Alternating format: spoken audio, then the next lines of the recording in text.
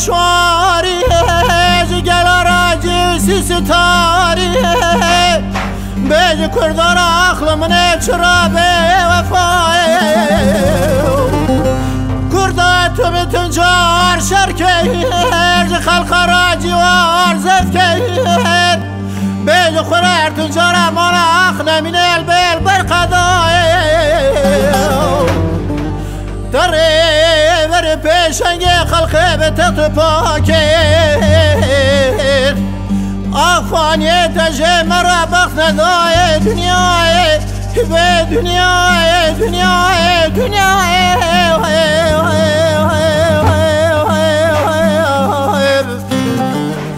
آخ دنیای دنیای دنیای دنیای دنیای دنیای دنیای آخ دنیای دنیای دنیای جاوی وفای در بر پیشنگ خلقی به تخت پاکر آخوانی تجه مرا جا بخت ندای مای مای مای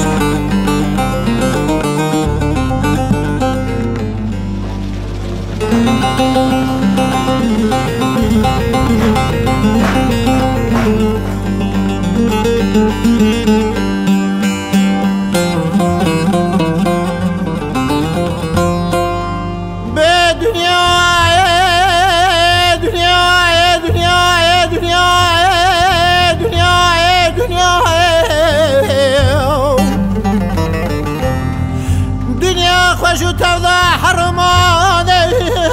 چابانی گنده تفشوتانه بیچه گسیلال سرسره کرده جربانه 24 دوال دولت آل هفجوانه شاپره چاره برو سراکه مدگرانه به فنانی گرو چخلا عقل منش دسته هفروانه ای سال بو چند سال علاده ده بحرائه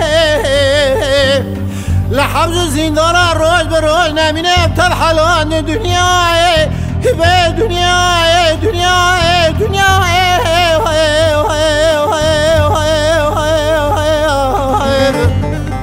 به دنیای دنیای دنیای دنیای دنیای دنیای به دنیای دنیای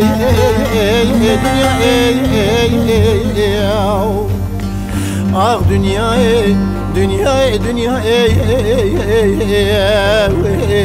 جاب وفای ای سال بو چند سال علاده ده بحرای لحبز و زندانم روش به روش نمینه امجا تبحلانده مای مای